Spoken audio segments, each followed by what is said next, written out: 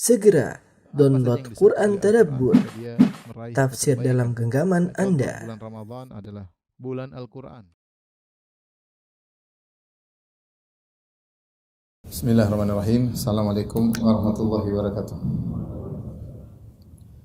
Alhamdulillahi ala ihsani wa syukru lahu ala taufiqihi wa amtinani. Asyhadu an la ilaha illallah wahdahu la syarika lahu ta'ziman li sya'ni. Wa asyhadu anna Muhammadan abduhu wa rasuluhu da'ila ridwani. Allahumma salli alaihi wa ala alihi wa ashabihi wa ikhwani. Rekan-rekan yang dirahmati oleh Subhanahu wa taala. Alhamdulillah pada kesempatan kali ini kita bisa berkumpul bersama dalam rangka untuk mempersiapkan diri menjumpai 10 hari terakhir bulan Ramadan. Ya. Tentunya 10 hari terakhir merupakan hari-hari yang spesial yang dimana sangat diperhatikan oleh Nabi dan para sahabatnya. Oleh karenanya Nabi SAW berusaha untuk bisa iktikaf pada hari-hari tersebut.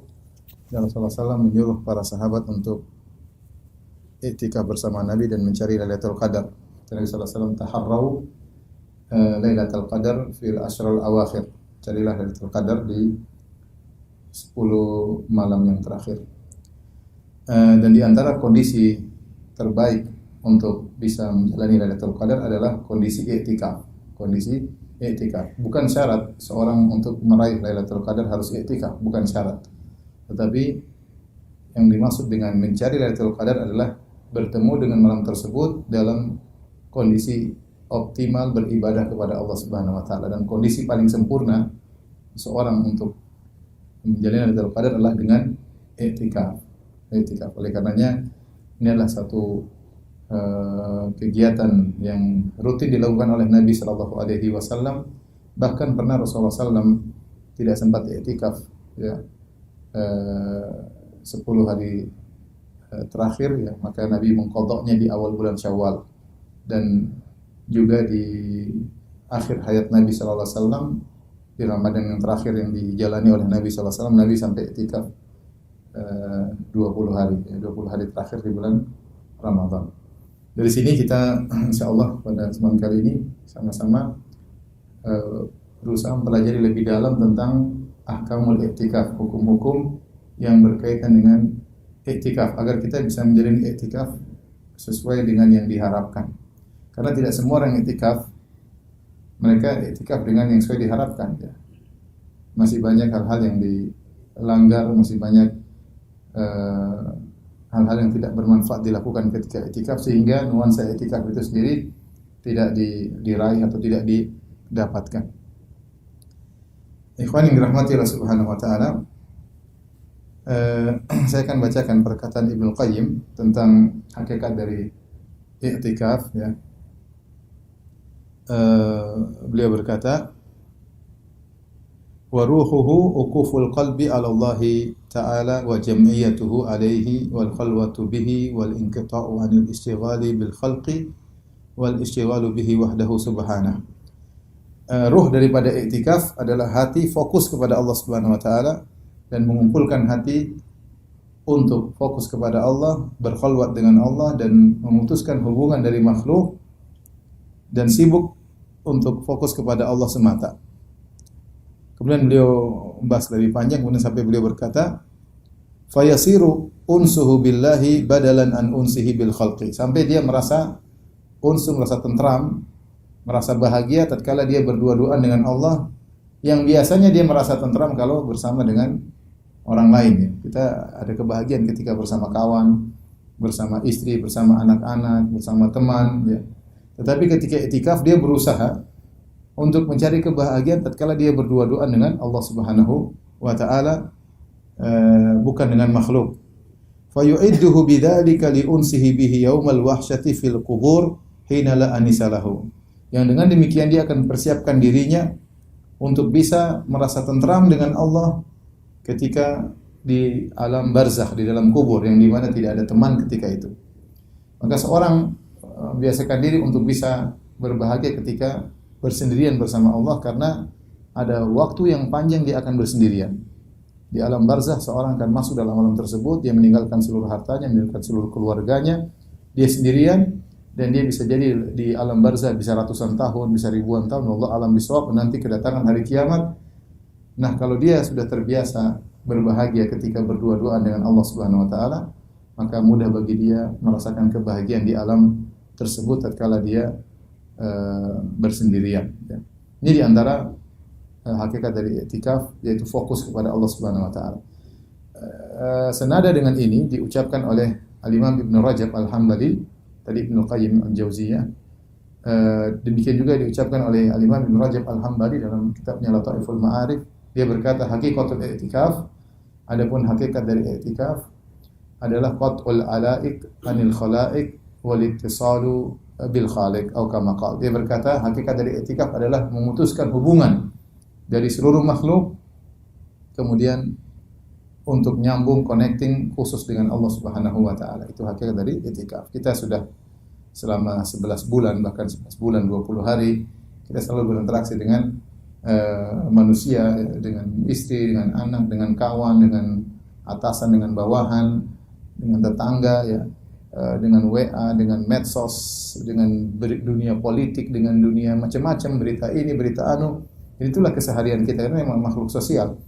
Tetapi di antara setahun tersebut 10 hari saja, 10 hari seorang berusaha untuk melatih diri fokus kepada Allah Subhanahu wa taala. Dia tidak total meninggalkan dunia, tapi paling tidak maksimal waktunya adalah untuk berdua-duaan dengan Allah Subhanahu wa taala. Makanya kalau kita lihat bagaimana Nabi SAW ketika i'tikaf sampai dibuat khibah, dibuat semacam kemah-kemah, diletakkan di masjid, Nabi masuk dalam kemah tersebut, kemudian di depannya dikasih hasir semacam tikar untuk semacam pintunya. Jadi tertutup, benar-benar tertutup. Terkadang Nabi keluar berbicara dengan para sahabat, tapi mayoritas waktunya adalah dalam khibah tersebut, dalam kemah tersebut. Ya.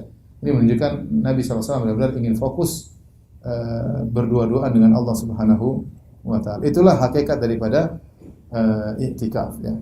Oleh karenanya ini adalah sunnah yang memang kurang disukai karena kebanyakan orang merasa bahagia kalau bersama orang lain. Itu sifat manusiawi. Dia merasa bahagia ketika bersama dengan orang lain. Ya.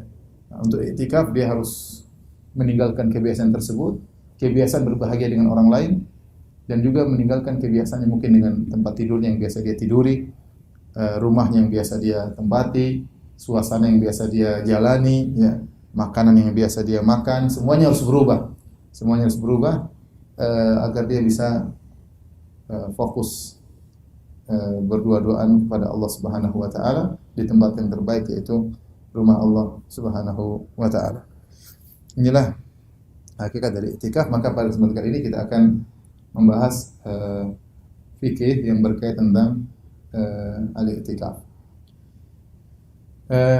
Ikhwan yang dirahmati Allah Subhanahu wa taala, i'tikaf secara bahasa diambil dari kata akafa, uquf, yang artinya melazimi sesuatu al-muqsad tawil, dengan waktu yang lama, namanya akafa, yaitu dia tongkrongi kalau bahasa kita, ya, tongkrongi, namanya i'tikaf. Dan dalam Al-Quran Allah sebutkan beberapa ayat yang menunjukkan makna i'tikaf, seperti wajawazna bani Israil, ya, al-bahra fa'atau ala qaumin yaqufuna ala asnamin lahum. Ya, ketika Allah menyelamatkan Nabi Musa dan pengikutnya menyeberang dari Laut Merah, kemudian mereka mendatangi suatu kaum yang sedang i'tikaf di berhala-berhala mereka. Jadi mereka nongkrongi berhala-berhala mereka. Ya. Demikian juga Ibrahim pernah berkata kepada kaumnya, antum laha ma hadhihi tamathilul lati antum laha aqifun. Ini apa berhala-berhala yang kalian nongkrongi di situ, di berhala-berhala tersebut. Jadi i'tikaf maksudnya berdiam dengan waktu yang lama di suatu, melazimi sesuatu, ya. Sama seperti Bani Israel ketika mereka menongkrongi berhala ejel, sapi yang dibuat oleh Samiri. Ketika dinasihati oleh Nabi Harun alaihissalam, mereka berkata, lan nabraha alaihi akifina hatta yarji'a ilaina Musa. Kami akan tetap nongkrongi ini berhala sapi sampai Musa datang kembali kepada kami. Jadi secara bahasa i'tikaf artinya berdiam, ya. Adapun secara syariat, ya, maksudnya adalah mendiami masjid. Mendiami masjid dalam waktu yang lama dalam rangka beribadah kepada Allah Subhanahu wa taala. Mendiami masjid dalam waktu yang lama untuk beribadah kepada Allah Subhanahu wa taala. Dan i'tikaf adalah ibadah yang sejak dulu sudah ada, bukan cuma syariat Islam, sejak dulu juga sudah ada, ya. Makanya Allah berfirman, wa ahidna ila Ibrahim wa Ismail an tahhira baitiya lit-ta'ifina wal 'akifina war ruk'is sujud.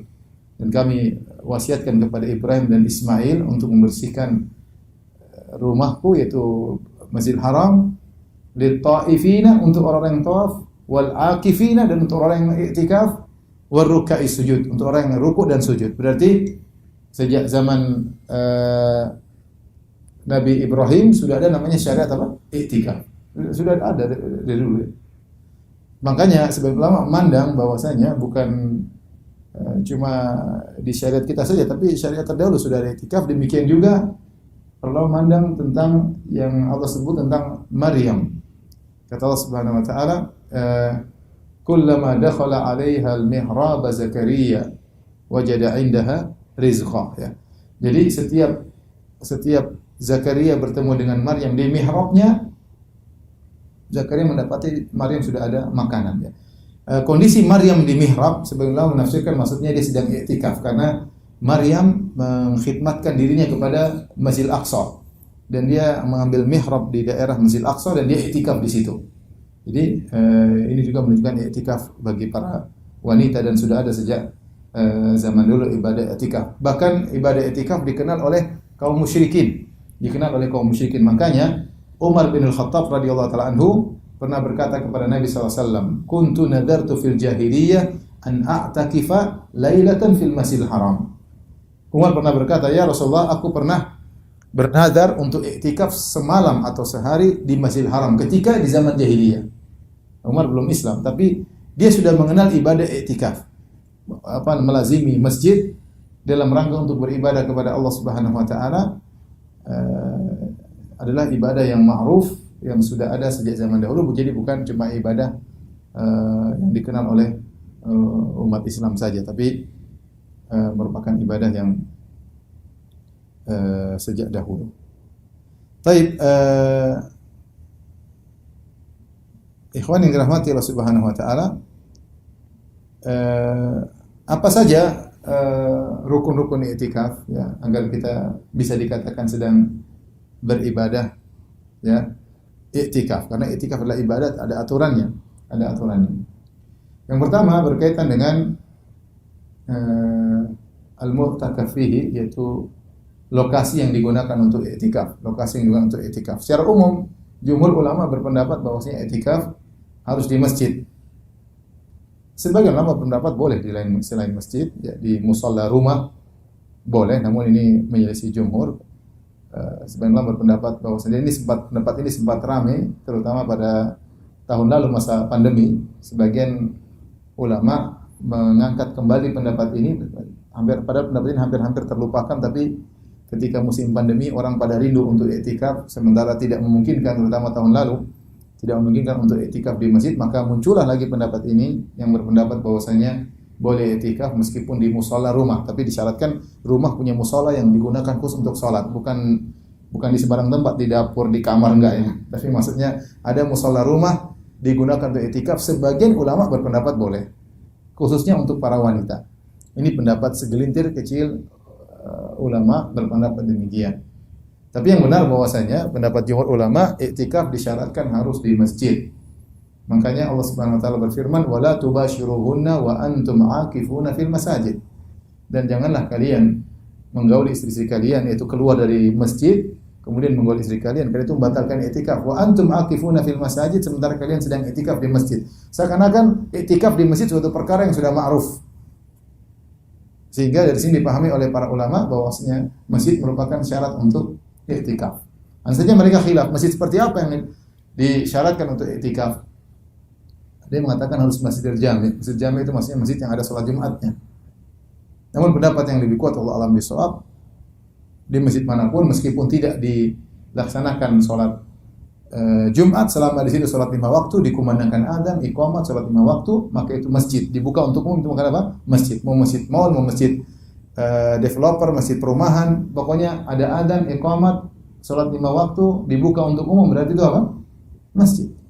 Silakan i'tikaf di situ meskipun tidak dilaksanakan salat Jumat. Yang mengatakan harus masjid yang ada salat Jumatnya karena mereka tidak ingin seorang keluar.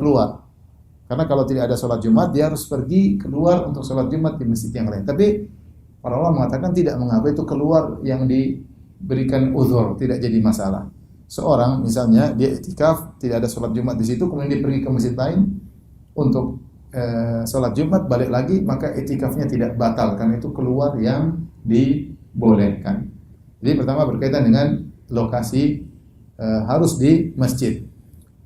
Sebagian ulama yang berpendapat boleh di musholla rumah, mereka memandang bahwasanya tujuannya adalah seorang bisa fokus berkhulwat dengan Allah Subhanahu wa taala, maka masjid rumah juga boleh. Masjid rumah juga boleh. Pendapat kurang kuat ya. Pendapat apa tidak kuat karena kalau memang hanya berkaitan dengan makna bisa berdoa-doaan, hanya bisa berdoa dengan Allah, tidak harus di musholla rumah. Kita di kamar aja bisa ya. Di kamar, mau di mana, mau di hotel juga bisa berdoa-doaan dengan Allah Subhanahu wa taala. Sehingga pendapat yang benar, i'tikaf harus di masjid, harus di masjid. Dan tidak harus masjid jami', masjid yang salat 5 waktu, maka boleh i'tikaf di masjid tersebut. Demikian juga di zaman Nabi, para wanita juga i'tikafnya di masjid. Yang berikutnya, bagian mana dari masjid yang boleh digunakan untuk i'tikaf? Bagian dari mana dari masjid yang boleh digunakan untuk i'tikaf? Masjid luas ya. Adapun masjid yang lokasinya tempat sholat dibangun untuk memang tempat sholat, maka itu sepakat ulama boleh i'tikaf di situ. Ya, di masjid, kemudian pokoknya yang digunakan untuk areal sholat. Di pelataran, orang juga sholat, Jumatan orang sholat di situ. Memang pokoknya digunakan untuk sholat. Khilaf ketika dalam areal masjid, dan itu bagian dari masjid, tapi tidak digunakan untuk sholat, tidak digunakan sholat. Contohnya maktabah, yaitu perpustakaan masjid. Dia dalam bangunan masjid, contohnya kantor masjid.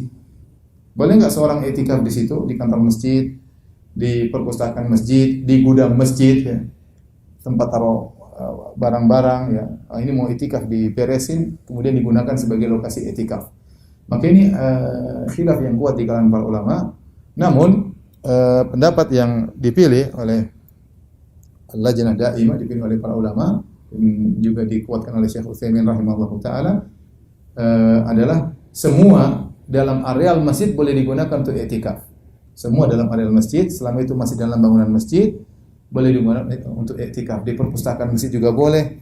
Kemudian misalnya di gudang masjid kalau diberesin tempat lokasi i'tikaf juga boleh. Kantor masjid juga boleh selama masih dalam bangunan apa? Masjid. Cuma kalau bisa kita hindari. Kalau bisa kita hindari ya di tempat tempat sholat lebih baik. Tapi tadi tidak jadi masalah. Tidak jadi masalah karena Allah sebutkan dalam Al-Quran wa antum aqifuna fil masajid, dan kalian sedang i'tikaf di masjid, dan semua sepakat ini kantor masjid, ini gudang masjid, ini perpustakaan masjid, masih dalam areal masjid, kecuali perpustakaannya di luar areal masjid lain terpisah, itu jangan. Ini kita bicara tentang perpustakaan yang ada dalam areal masjid ya. Seperti di Masjid Nabawi ada perpustakaan dalam misalnya ya. Selama itu dalam areal masjid, dalam bangunan masjid, maka boleh i'tikaf di situ. Allah alam bisawab. Ini berkaitan dengan masjid.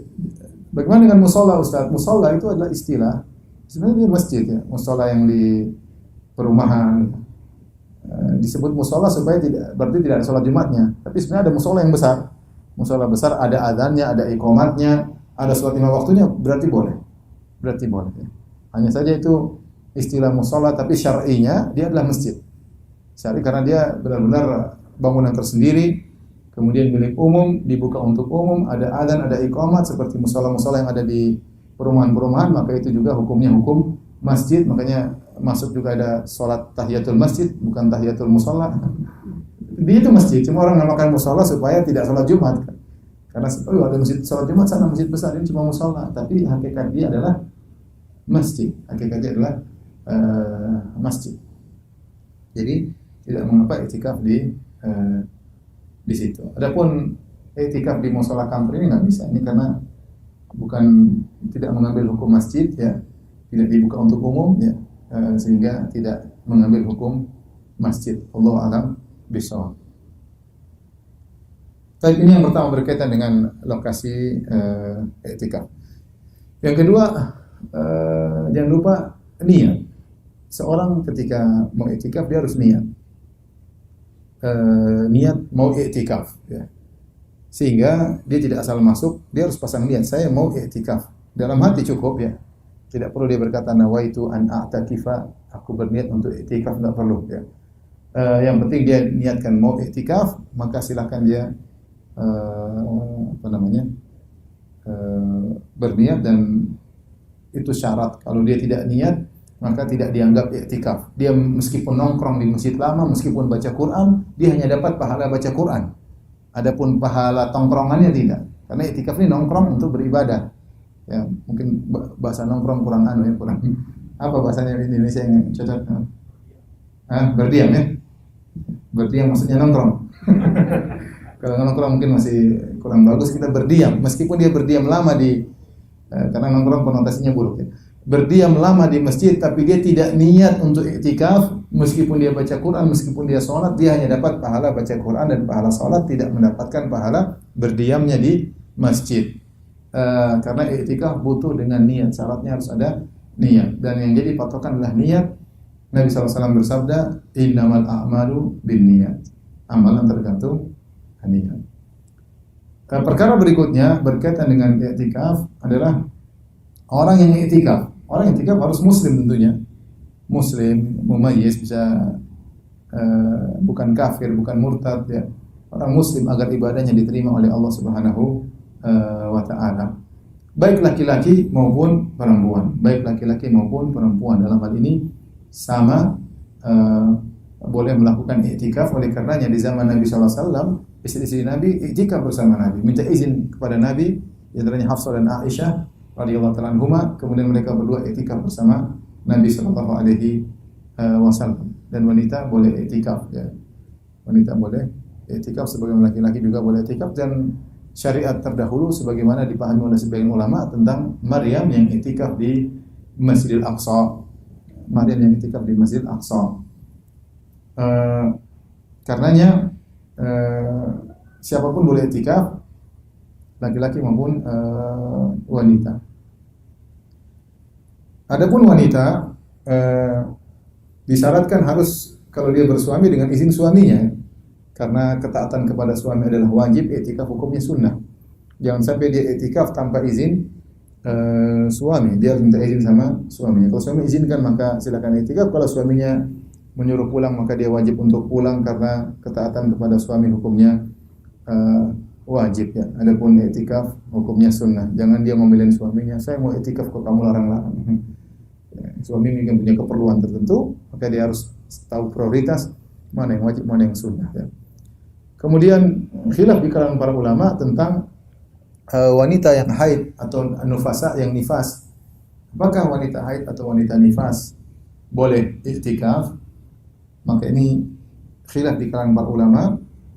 Mayoritas ulama 4 mazhab berpendapat bahwasanya wanita haid tidak boleh berdiam di masjid.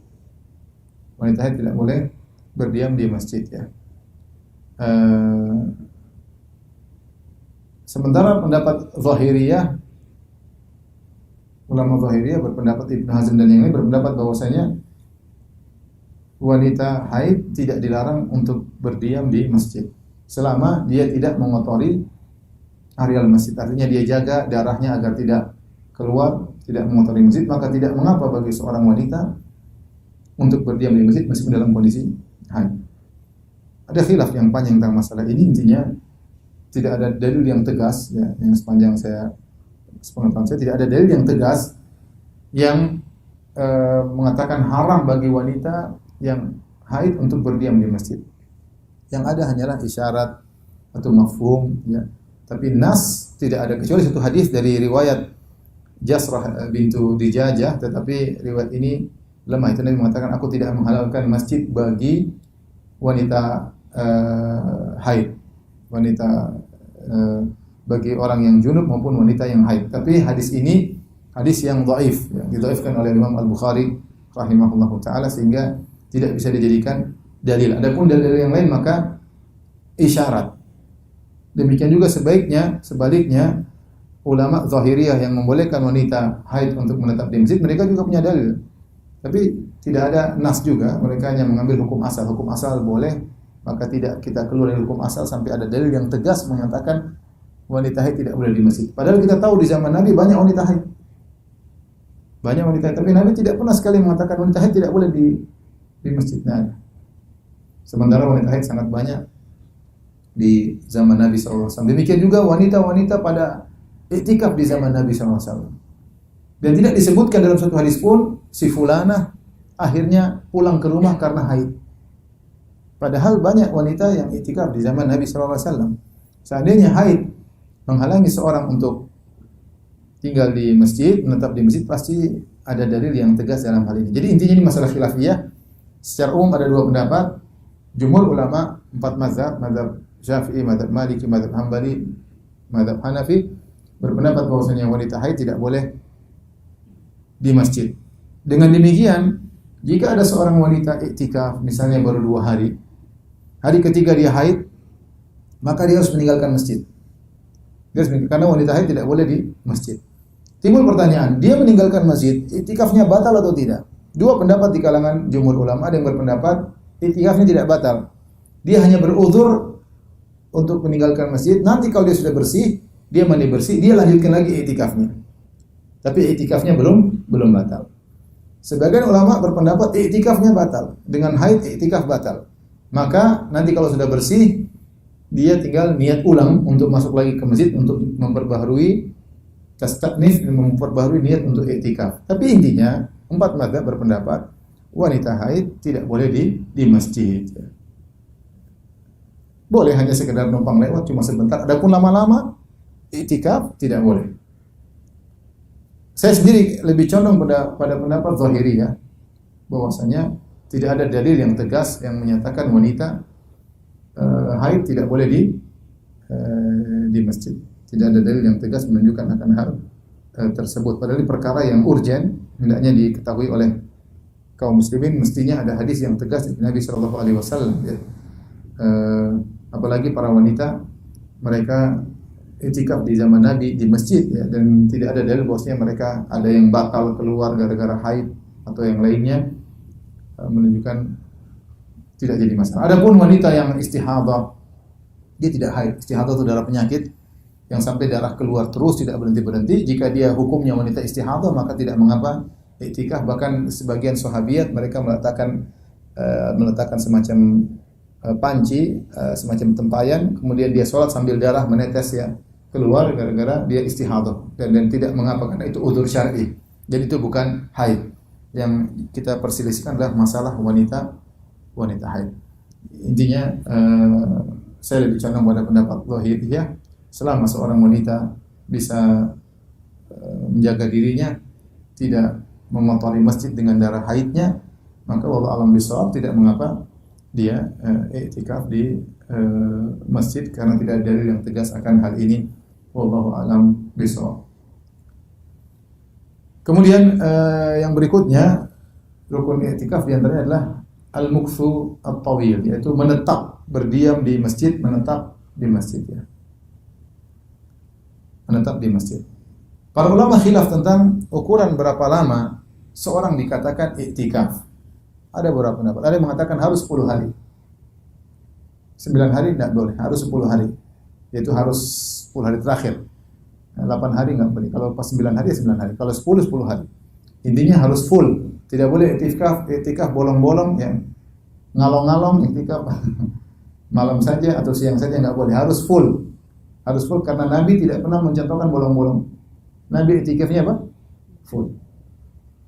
Dalilnya Nabi SAW. Bahkan ada yang lebih ketat, harus puasa. Kalau enggak puasa, enggak boleh iktikaf. Artinya siangnya puasa, malamnya iktikaf. Disyaratkan harus puasa.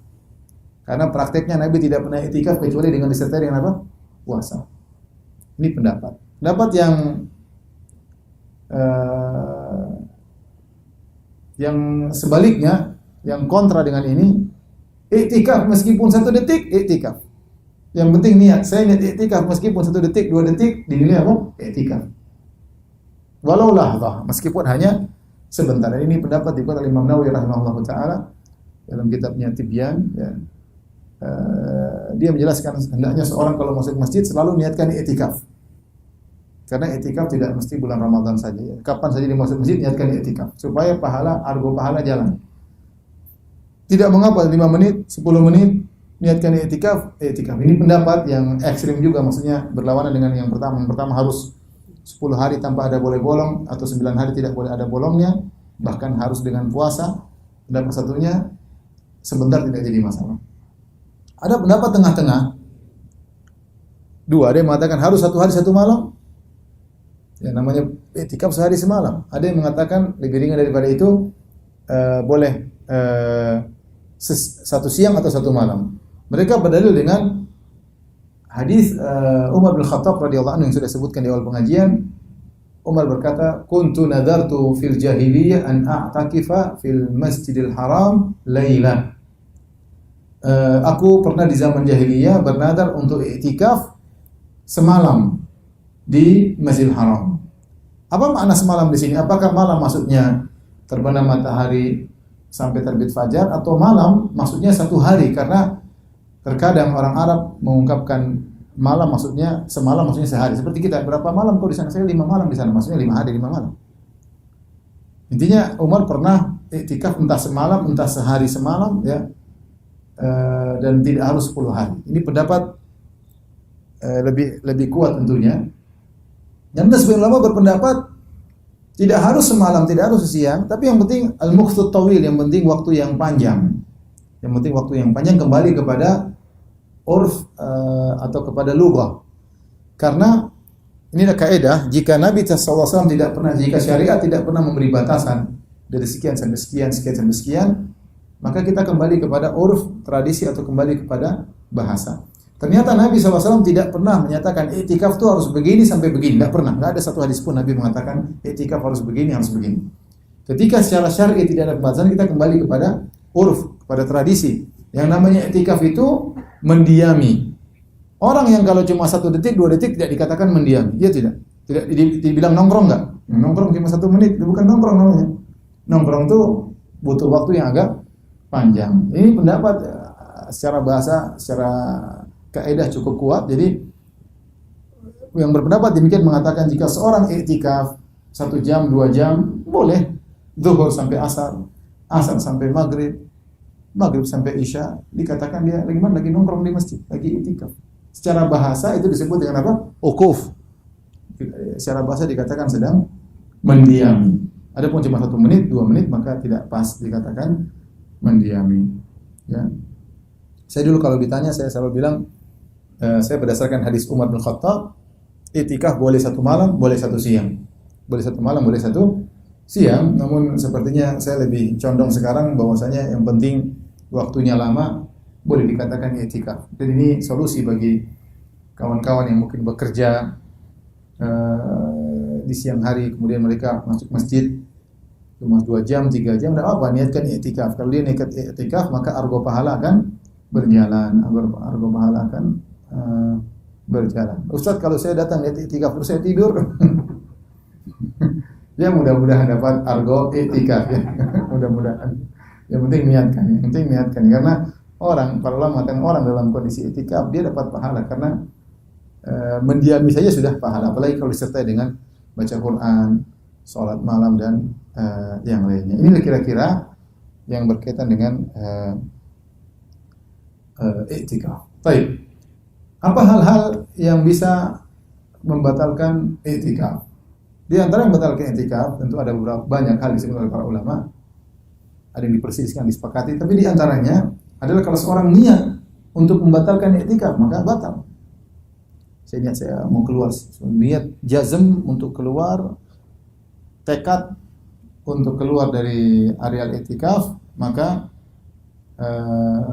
maka itikafnya batal. Maka itikafnya batal. Atau dia sengaja keluar dalam waktu yang lama, ya, dari masjid tanpa ada keperluan, ya. Nah, keluar dari masjid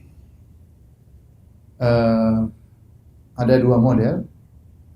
Yang pertama hanya keluar sebagian tubuh, yang kedua keluar seluruh tubuh.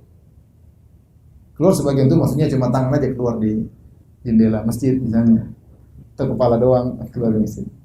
Itu tidak membatalkan itikaf. Sebagaimana Nabi SAW, karena jendela Nabi langsung nyambung dengan rumah Nabi, Nabi SAW sedang itikaf, beliau keluarkan kepala beliau untuk disisir oleh Aisyah radhiyallahu taala anha. Sisir dibersihkan oleh Aisyah radhiyallahu taala anha. Dan dalam hadis disebutkan, dalam hadis Aisyah menyisir rambut Nabi SAW. Ini pelajaran bagi ibu-ibu, ya. Jangan suami nyisir sendiri, ya. Jadi ibu-ibu nyisirin apa? Suami. Ya, ibu yang nyisirin apa? Suami. Sunnahnya ibu-ibu nyisirin apa? Suami. Aisyah mengatakan kuntu utayyibun Nabi, aku memakaikan minyak wangi bagi Nabi. Jadi penampilan istri, perhatikan istri yang nyisirin rambut suami, istri yang memakai minyak wangi untuk suami, seharusnya demikian, ya. Untuk ibu-ibu yang solehah saja, yang enggak solehah enggak apa-apa, enggak usah. Tapi yang solehah hendaknya demikian, ya. Baik. Jadi Rasulullah keluar kepalanya, kemudian disisir oleh Aisyah. Jadi kepalanya Nabi di rumah Nabi, berarti keluar masjid. Rumah Nabi bukan areal masjid. Jadi kalau hanya keluar sebagian tubuh tidak membatalkan apa? I'tikaf. Baik, kalau keluar seluruh tubuh, maka sepakat ulama kalau keluar lama-lama tidak ada keperluan, batal i'tikaf. Keluar nongkrong di luar, ngobrol ke sini lama 1 jam, ya batal i'tikaf. Tapi tidak semua keluar membatalkan i'tikaf. Pertama, keluar karena ada kebutuhan mendesak sebagaimana kebutuhan manusia. Rasulullah SAW ketika i'tikaf dia juga ke rumah. Lihajatil insan. Dalam riwayat karena kebutuhan sebagaimana kebutuhan manusia. Contoh misalnya makan, keperluan karena di masjid tidak ada makan di rumah tidak ada masalah. Misalnya buang hajat, misalnya kebutuhan manusia ya, yang darurat yang harus dia kerjakan, ya, maka tidak jadi masalah. Contoh seperti kawan-kawan yang i'tikaf di Masjid Haram, mereka sewa satu kamar hotel, situ 20 orang tinggal situ, ya. Pokoknya cuma sekedar buat buang hajat, ya. Kalau tidur semuanya di masjid, tapi buang hajat, ganti baju, mereka itu nggak ada masalah. Seperti i'tikaf sah karena itu keluar karena kebutuhan mendesak. Kebutuhan sebagai manusia, saya butuh makan. Lain halnya kalau misalnya masjid menyediakan makan, dia nggak boleh cari makan di luar. Ada makanan dan dia bisa makan. Lain halnya kalau dia tidak bisa makan, dia terkena penyakit tertentu, tidak bisa makan makanan di masjid. Dia harus punya menu tersendiri, ya, maka dia boleh keluar, tidak jadi masalah. Misalnya dia tidak bisa makan kecuali nasi padang, misalnya. Selain nasi padang, mulut tidak terima, ya, misalnya. Maka dia boleh keluar dari, ini misalnya, ya, dia boleh keluar dari masjid untuk cari nasi padang, tapi nggak boleh yang jauh-jauh. Ini nasi padang sana di Ampera, oh jauh, berapa kilo? Setengah jam dari sini. Itu tidak mendesak, ya. Yang sedekatnya intinya kebutuhan dia terpenuhi. Tapi kalau masjid sudah menyediakan makanan dan dia bisa makan, maka hendaknya dia makan di masjid, dia tidak perlu keluar. Jadi dia hanya keluar dalam kondisi darurat, itu dibolehkan. Ya, keluar dalam kondisi darurat. Kalau misalnya di masjid ternyata kamar mandi ramai, ngantri panjang, dia tidak kuat atau dia masuk dia mungkin tidak biasa kotor misalnya atau yang lainnya, dia boleh ke rumah untuk buang hajat, ya. Lagi rumahnya dekat, kemudian segera balik, tidak jadi masalah. Tapi dia keluar cuma seperlunya saja. Jangan kemudian dia ke rumah, kemudian mandi, kemudian ngobrol-ngobrol dulu, gimana kabar, baru ke masjid. Ini enggak. Berarti lebihnya itu tidak mendesak. Ya. Ini keluar yang ini model kedua, badan keluar semua, juga ada beberapa model. Pertama, saya ulangi, keluar yang benar-benar tidak ada kebutuhan, keluar lama-lama, maka ini i'tikaf batal. Ya. Apalagi dia keluar untuk melakukan hal yang membatalkan i'tikaf, keluar untuk menggauli istri, batal malam hari. Dia pergi keluar kangen sama istri, keluar menggauli istri, ya batal i'tikafnya. Karena Allah melarang secara tegas, wala tubashiruhunna wa antum aakifuna fil masajid. Jangan kalian menggauli istri kalian sementara kalian sedang i'tikaf. Itu keluar sengaja menggauli istri, maka i'tikafnya batal. Atau tadi keluar dalam waktu yang lama tanpa ada tanpa ada keharusan, tidak ada hajat, tidak ada keperluan, ini keluar ke jalan-jalan aja, ini enggak, ini batal i'tikaf.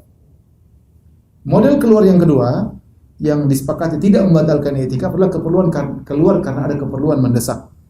Seperti tadi makan, minum, buang hajat di rumah karena di masjid ramai ngantri dan yang lainnya, ini diperbolehkan. Bahkan Rasulullah SAW ketika sedang i'tikaf didatangi oleh Sofiyah radhiyallahu taala anha. Kemudian Nabi ngobrol sama Sofiyah. Setelah Nabi ngobrol sama Sofiyah malam hari, Nabi keluar ngantarin Sofiyah ke rumahnya. Ya, Nabi keluar mengantari Sofiyah ke rumahnya. Ini Nabi keluar dari masjid, ngantari Sofiyah ke rumahnya, tapi dekat karena kalau Masjid Nabawi kotak, Sofiyah rumahnya di sebelah belakang kanan ya. Artinya tidak terlalu jauh ya, paling cuma berapa puluh meter doang. Terus Nabi kembali karena itu malam-malam mendesak, dia khawatir istrinya pulang sendiri, maka dia keluar ngantarin istrinya, dan ini keluar yang disepakati tidak jadi masalah. Di antara juga sekarang ada keluar yang model ketiga yang hajatnya tidak mendesak, tapi ada faedahnya.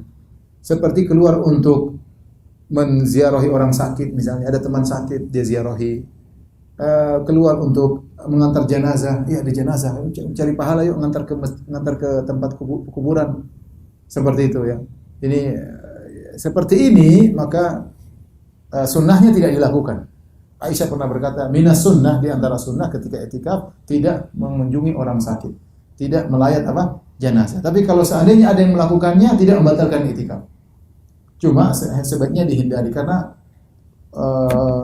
tujuan dari i'tikaf utamanya adalah bagaimana seorang bisa fokus beribadah kepada Allah Subhanahu wa taala ya. Fokus bisa beribadah kepada Allah Subhanahu wa taala. Dan di antara yang dibolehkan untuk i'tikaf adalah membangunkan istri. Makanya dalam hadis tadi kata Aisyah, idza dakhala al-ashr, kalau sudah masuk 10 malam, syadda mi'zarahu, Rasulullah sallam kencengkan sarungnya, itu tidak menggauli istri-istrinya. Kemudian wa ahya lailahu, Rasulullah sallam hidupkan malamnya dengan beribadah. Wa aiqadha ahlahu, dan dia bangunkan istrinya. Istrinya Rasulullah sallam artinya keluar, karena rumah istri Nabi semuanya dekat masjid, sekeliling masjid. Keluar dia bangunkan istri-istrinya untuk sholat malam, untuk ibadah. Ini keluar yang diperbolehkan. Adapun keluar yang makan waktu lama, kemudian untuk menjenguk orang sakit, untuk mengantar jenazah, maka ini sebaiknya ditinggalkan karena waktunya lama. Demikian juga keluar bangunkan istri. Kalau kita bisa sepakat sama istri, nanti saya telepon kamu, HP-mu jangan di silent misalnya, itu lebih baik tanpa harus kita keluar dari masjid. Karena yang paling baik adalah seorang fokus dalam masjid, karena itulah makna i'tikaf. I'tikaf itu melazimi masjid, mendiami masjid, menetapi masjid. Tidaklah keluar kecuali dalam kondisi yang mendesak. Ini yang berkaitan dengan hal-hal fikih yang berkaitan dengan i'tikaf. Terakhir saya akan sampaikan tentang wasiat-wasiat yang harus diperhatikan untuk kita semua, termasuk saya, ketika seorang akan i'tikaf. Yang pertama, ikhwan dan akhwat yang dirahmati Allah Subhanahu wa taala, para pemirsa yang dirahmati Allah Subhanahu wa taala. Poin pertama yang hendaknya diperhatikan adab-adab ketika i'tikaf. Yang pertama, ikhlas kepada Allah Subhanahu wa taala. I'tikaf ibadah. Maka kalau bisa seorang i'tikaf tidak usah bilang sama orang lain. Ya sudah i'tikaf saja, ya, kecuali ada yang tanya atau ada perlu dikasih tahu ya sama keluarga, saya mau i'tikaf ya. Tapi asalnya kita nggak usah bilang ke orang-orang ya, saya sedang i'tikaf. Asalnya ibadah disembunyikan. Sembunyikan. Kita sekarang hidup di zaman orang meng-share seluruh amal solehnya. Orang sedang tawaf nge-share. Ya. Saya lagi di putaran ke-7 nih. Saya doakan kalian semuanya. Amin. Ya, insyaallah. Di Facebook ya. Misalnya, nggak usah begitu. Ya. Statusnya nggak usah dirubah, sedang i'tikaf. Nggak usah. Kalau bisa HP dibuang i'tikaf, nggak usah pakai HP kalau bisa. Ya. Jadi i'tikaf adalah ibadah yang mulia, ibadah yang perlu perjuangan. 10 hari nggak gampang. Ya. Biasanya makan ini jadi makannya meningkat atau menurun? Tidak, biasanya tidur di tempat tidur nyaman, biasanya mau bebas ya. kamar mandi sendiri, sekarang harus bareng-bareng, harus ini berat, capek, mungkin ya serba susah lah, nggak gampang. Apalagi kalau itikaf di Masjidil Haram, masya Allah, berat ya, nggak gampang. Lengah sedikit, tempat diambil orang. Berantem dulu mau dapat tempat di. Sebagian teman-teman kalau cerita mereka itikaf, kadang berantem sama kan dari negara macam-macam. Harus disiasati, bagi-bagi makanan. Akhirnya kalau mereka pergi dijaga. Kan tadinya mau berantem nggak jadi berantem. Bagi-bagi makanan akhirnya lokasi dijaga kalau lagi keluar. Tapi intinya itikaf berat, tidak gampang. Maka yang berat-berat sudah dikerjakan selama 10 hari, 9 hari, maka hendaknya dapat pahala. Kalau dapat pahala kita nggak usah riya ya. Jangan seorang merasa saya ikhlas kok. Enggak. Orang salaf dahulu, para salaf, para ulama, mereka takut riya. Kenapa kita sekarang pede bahwasanya kita tidak riya? Apa kata Sufyan Ats-Tsauri? Ma ala syai'an ashadda alayya min niyati li'annaha tataqallabu alayya. Tidak ada perkara yang paling berat aku hadapi seperti niatku, hatiku, karena niat berubah-ubah. Kalau mereka khawatir riya, padahal mereka ibadahnya luar biasa, ya. Ibadah mereka banyak dan mereka berusaha menyembunyikan amal soleh mereka. Kalau kita pede-pedenya, seakan-akan sudah super ikhlas. Ya. Kemudian pamer ibadah sana, pamer ibadah sini, ya. Ya. Alhamdulillah ya. Meskipun berat, akhirnya aku bisa menjalani itikaf misalnya. Jangan ganggu, sedang itikaf. Orang sekarang model-model banyak. Kalau terus jangan lagi hutang, sedang itikaf itu baru. Nggak usah lah, nggak perlu orang tahu kita sedang itikaf. Makanya kalau perlu antum itikaf sendirian, sudah nggak ada yang tahu, pergi ke masjid asing nggak ada yang kenal. Pergi ke masjid mana nggak ada yang tahu, lebih afdal ya. Lebih afdal. Kalaupun ada yang tahu, satu orang membuat teman, buat jaga-jaga barang atau apa. Tapi intinya seorang berusaha untuk tidak keluar-keluar dia sedang itikaf, ya sekedar, kalaupun sekedar sama-sama itikaf, sama-sama tahu, intinya sekedar sahabat-sahabat tertentu saja yang tahu, bukan hal yang harus digembar-gemborkan bahwasanya ya itikaf bersama ini di sini, itikaf bersama. Emang kita nabi, kalau kita nabi ya, kita sendiri tidak tahu amal kita diterima atau tidak. Yang pertama ikhlas kepada Allah Subhanahu wa taala, maka dijaga jangan sampai ibadah kita tertolak gara-gara ingin diakui itu karena riya. Yang kedua di antaranya sejak awal iktikaf kita niatkan bahwasanya saya ingin mencari Lailatul Qadar. Ya, karena tujuan iktikaf di antara utamanya adalah Lailatul Qadar. Itu dikerjakan oleh Nabi SAW. Nabi pernah iktikaf 10 hari pertama, Nabi iktikaf 10 hari pertama dalam rangka mencari Lailatul Qadar. Kemudian Jibril datang, Jibril berkata alaihissalam, "Innalladzi tatlubuhu amamak." Wahai Rasulullah, yang kau cari bukan sekarang, di depan. Rasulullah tambah lagi itikaf 10 hari di tengah bulan Ramadan. Jibril bilang lagi, innalladzi tatlubu amamak, yang kau cari di depan. Rasulullah akhirnya itikaf 1 bulan penuh pernah. Jadi tujuan Nabi itikaf cari apa? Lailatul Qadar. Lailatul Qadar. Jadi mau saya seorang ketika awal itikaf dia niatnya cari Lailatul Qadar. Sehingga kalau dia pasang niat dia untuk cari Lailatul Qadar dia akan serius. Bukan mumpung biar jauh dari istri, lumayan 10 hari. Tiap hari diomelin, mending saya selamat. HP mati, nggak ada tuntutan-tuntutan, selesai. Dikejar-kejar samain namanya. Enggak. Niatnya karena cari Lailatul Qadar, Lailatul Qadar. Jadi seorang niat untuk mencari Lailatul Qadar. Dengan kalau dia pasang niat di depan dia, maka dia akan bisa fokus karena tujuan dia ada di depan dia. Saya ingin cari Lailatul Qadar. Jangan sampai tujuan saya tersebut lepas. Karena kita bakalan ada godaan ketika kita itikaf sama kawan-kawan ya. Kita ngobrol apa segala macam-macam, tawa ke TV ya. Pegang HP lihat berita, kemudian lihat cewek di HP, repot. Bukan Lailatul Qadar, Lailatul Qadir. Akhirnya enggak dapat. Atau dapat tidak maksimal. Maka seorang niatkan dia cari Lailatul Qadar, karena itulah niat Nabi SAW ketika itikaf untuk mencari Lailatul Qadar.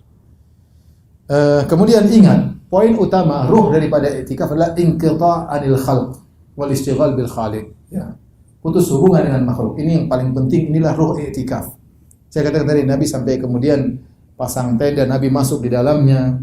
Ya, supaya Nabi fokus. Ya, sekali-sekali bicara dengan para sahabat, tapi asalnya Nabi dalam tenda tersebut. Maka ini tujuan utama. Makanya tadi kalau bisa kita i'tikaf sendiri, nggak kenal sama siapapun di masjid itu bagus. Kalau bisa ya. Kalau di mana-mana dikenal ya udah cari yang paling nyaman. Tapi kalau ada bisa masjid orang nggak kenal itu lebih baik ya. Lebih baik kalau kita pun bawa teman satu dua yang bisa membantu kita untuk bertakwa kepada Allah Subhanahu wa taala. Maka pilih-pilih teman untuk i'tikaf ya. Jangan cari teman yang enak ngobrol kayak i'tikaf. Teman untuk ngopi ketika i'tikaf ya. Istrimu nanti suruh bawain ya pisang goreng sama kopian. Kamu istri bawa apa itu? Ketemuan akhirnya warung kopi pindah di masjid. Sambosa ada ini. Di jam berapa nih? Buka puasa belum? Jadi kalau berusaha nggak ada yang kenal lebih bagus ya. Dan ingat fokus kita, itulah hakikat i'tikaf, bukan bentuk kita ke masjid. Insya Allah kita dapat pahala meskipun kita ngobrol, tapi beda dengan orang yang dia benar-benar ingin fokus kepada Allah Subhanahu wa taala sehingga dia tidak banyak ngobrol. Dia terkadang kita memang harus obrolan sedikit, bawa anak-anak, kita hibur mereka karena mereka tidak biasa i'tikaf. Tapi seperlunya saja kita berbicara. Asalnya kita fokus dengan Allah Subhanahu wa taala. Dari situ saya ingatkan kepada diri saya dan juga kepada para pemirsa, kita sedang hidup di zaman HP, zaman medsos. Waspada ya. Karena ini benar-benar bisa menghabiskan waktu kita.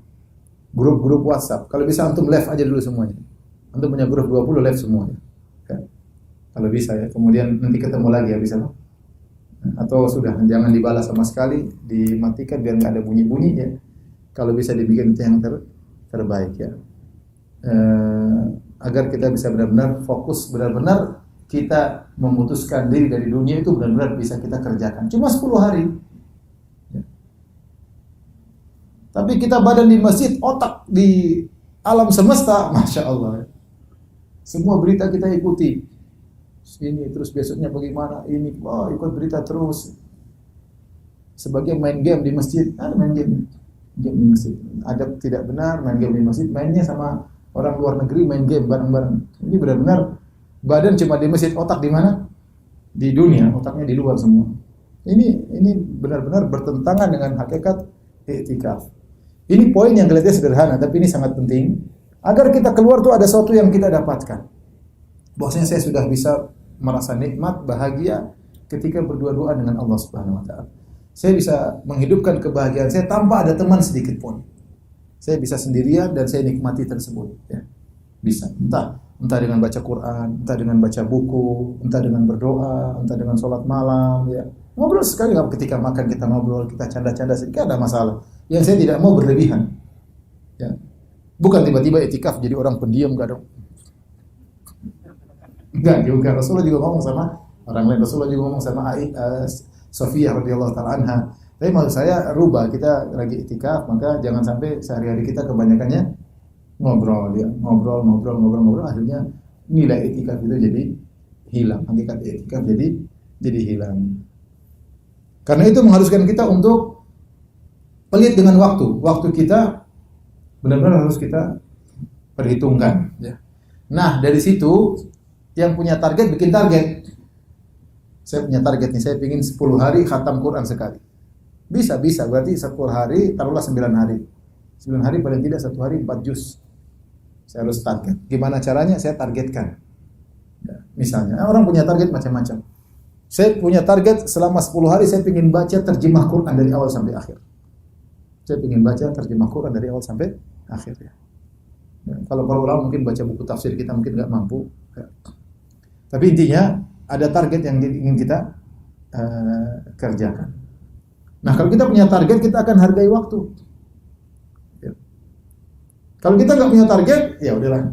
Alhamdulillah, sudah 2 juz. Alhamdulillah, masih banyak ketawa ke TV. Alhamdulillah, bersyukur sama Allah. Karena dia punya target. Nggak punya target. Kita ingin punya target. Nggak usah muluk-muluk. Yang penting kita kira-kira bisa. Mungkin 10 hari khatam bisa. Dari 1 hari kan 3 juz. 3 juz setengah sudah selesai. Bisa kalau kita bagi waktu, yang penting benar-benar fokus bisa. Pagi baca sekian, siang baca sekian, malam baca sekian. Bisa, insya Allah bisa 3 juz sehari. Tapi harus ada target, sehingga kalau kita punya target, kita menghargai waktu. Ada orang ngobrol, saya belum selesai, sebentar, nanti. Kita ngobrol jam 2 malam, saya lagi belum selesai. Harus selesai. Sebelum tidur harus selesai. Nah, itu contoh kita menghargai waktu dan orang akan menghargai kita. Antum si enak sudah, saya belum hatam ini. Antum saya dulu ya, nanti deh. Nah, ya. Karena kita ini orang Indonesia pekewuhan ya, jadi gak enakan, akhirnya ngobrol gak enakan. Udah bolak-balik jam, yang itu cocok aja. Ini ngapain lihat jam? Kamu lihat jam ngapain? Maksudnya kamu kapan berhenti ngobrol dari tadi gak pulang-pulang? Baik. Dan ini penting.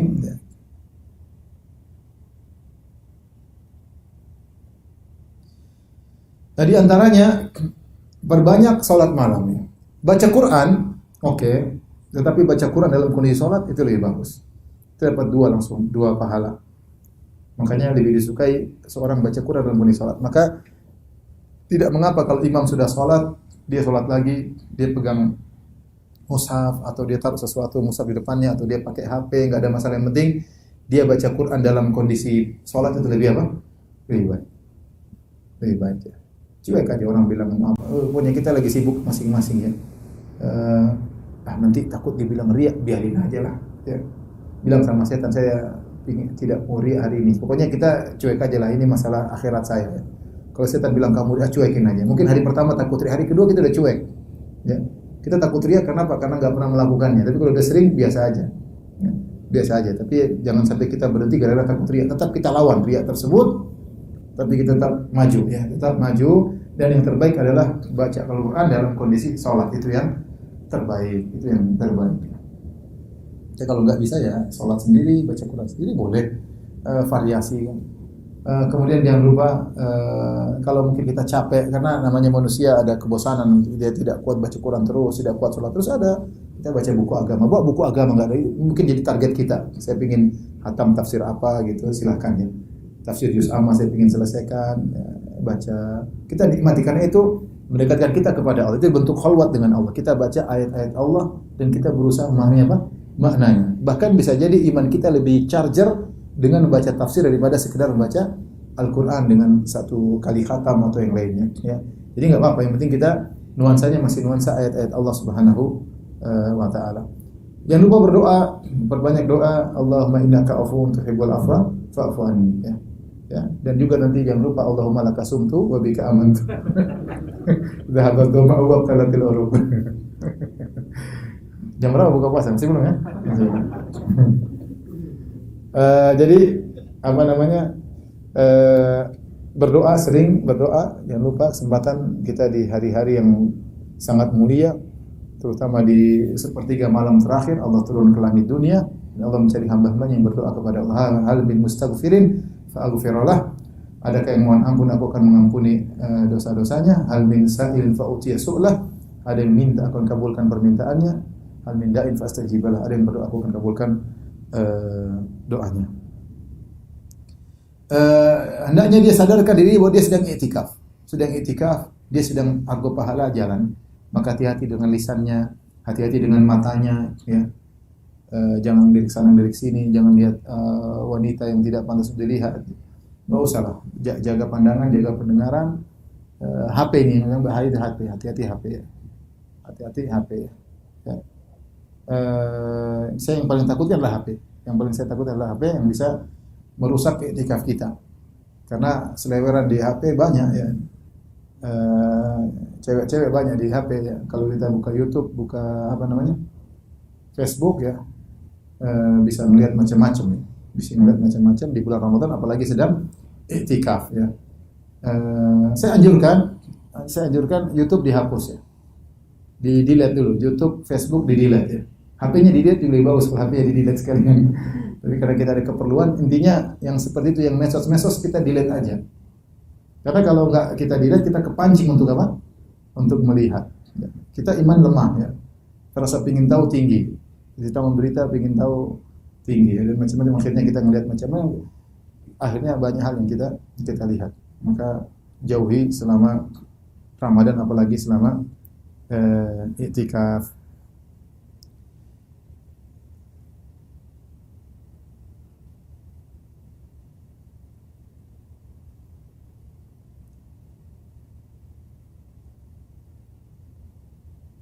Dan i'tikaf ini kesempatan, ikhwan.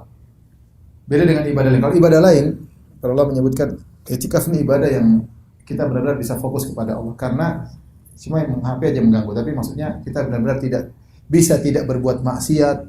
Karena kita di masjid. Masjid kita nggak lihat macam-macam. Beda kalau kita umroh, kita masih lihat cewek cantik, masih lihat terkadang ada aurat terbuka, terkadang lihat orang bertengkar, terkadang kita ikut bertengkar, musim haji apalagi, jengkel-jengkelan. Tapi kalau i'tikaf, insya Allah begitu itu nggak ada. Jadi kondisi memudahkan, apalagi masjid nyaman, makanan terhidangkan, terus mau ribut apa lagi?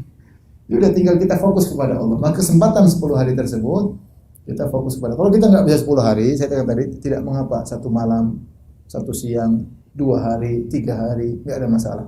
Terutama hari-hari malam ganjil, seorang berusaha untuk fokus untuk i'tikaf. Yang terakhir kalau ingin i'tikaf, maka ada khilaf namun yang lebih kuat, masuk di malam 21 sebelum terbenam matahari, sehingga dia mendapatkan malam secara full. Kemudian dia keluar setelah terbenam matahari di malam Idul Fitri. Kalau sudah diumumkan oleh Idul Fitri, dia boleh keluar dari tempat i'tikafnya. Demikian yang saya sampaikan tentang masalah i'tikaf.